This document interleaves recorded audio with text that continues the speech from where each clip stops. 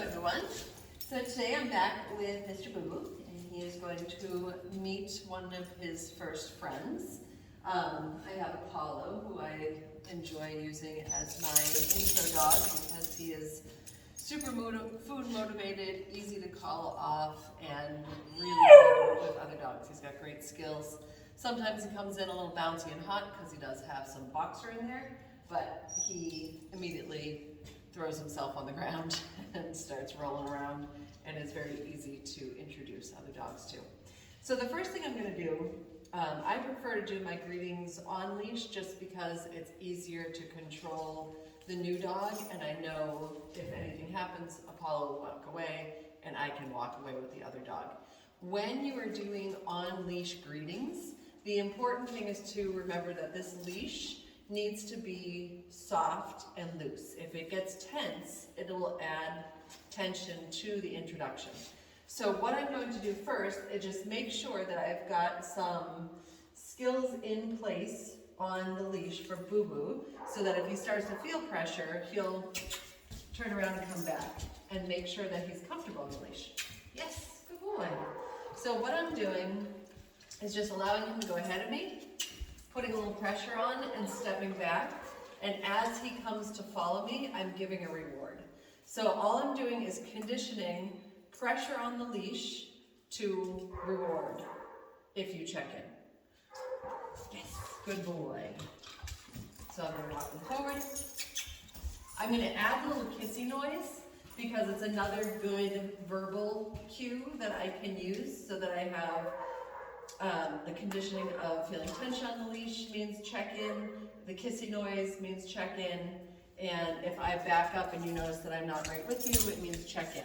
All of these things will help give me a few different ways to get his attention and draw him back to me.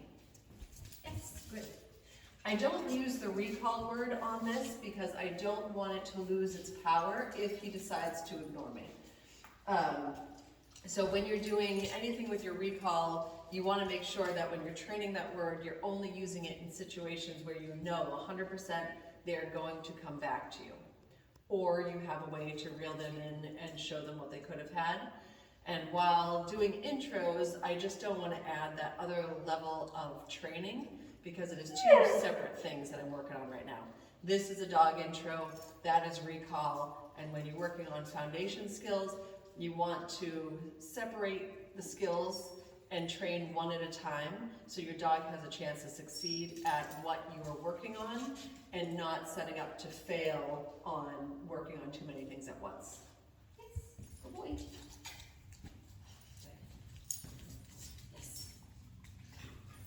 Boy. Good. And now that I've got Bubu following me around and the leash is pretty loose, yes, good boy. Now I can start to add Apollo into the mix.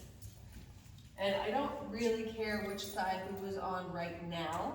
This will be something I'll work on in the future, and having him be on one side or the other and not going back and forth or going behind me or going around me or doing all sorts of different patterns. I want to have a dog that stays on one side when we're walking and switches when I ask, rather than doing whatever he wants to do.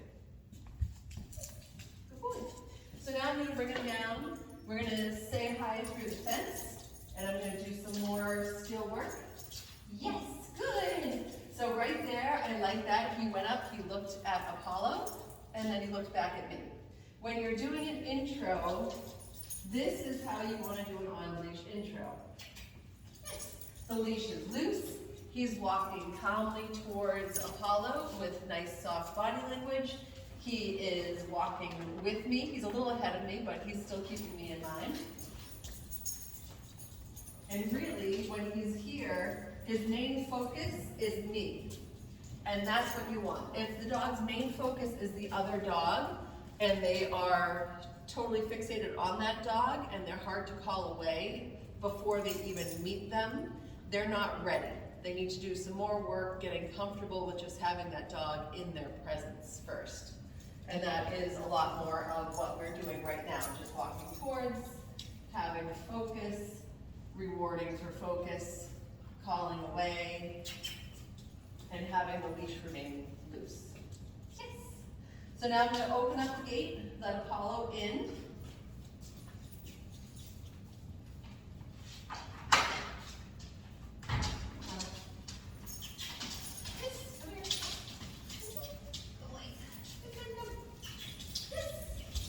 Good boy. Good. So Apollo is completely fixated on me with my food, which gives Bubu a chance to check out his bum and let him really see who Mr. Apollo is. So that right there, what Apollo just did, was a little too much for Bubu. That was a lot of energy coming at him, and he wasn't comfortable with it, which is why he's now trying to leave. The nice thing about Apollo is he does that energy and then he kind of wanders off. So he's not going to keep amping up, and Bubu will have a chance to figure out that he's okay and he can come back in.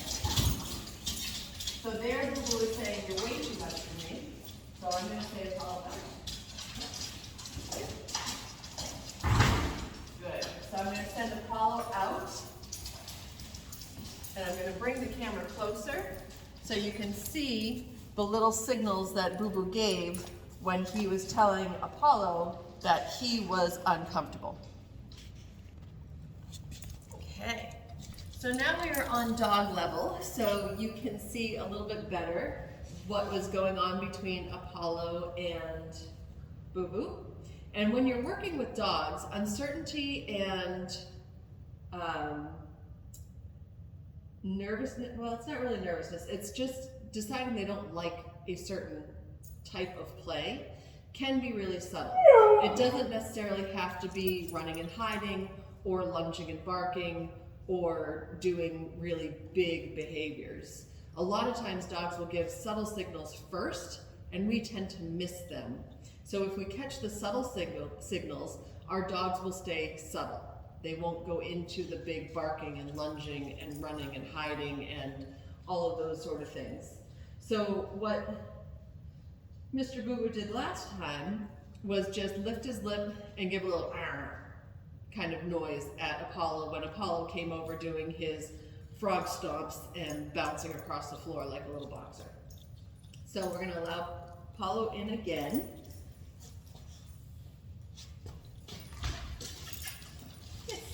Good. So that was a much better entry, and Bubu liked that energy a lot better. Good boy, very nice. So Boo is most likely going to be a dog that enjoys other dogs that kind of chill out with him, rather than dogs that run around and play like crazy. Nice. Good boys. Very nice. So if I'm doing treats with two dogs at once, I'm going to spread my hands out and lure them away from each other to eat the treats. That's just a safety thing so that they're not eating treats right together, because that can cause issues sometimes. Good.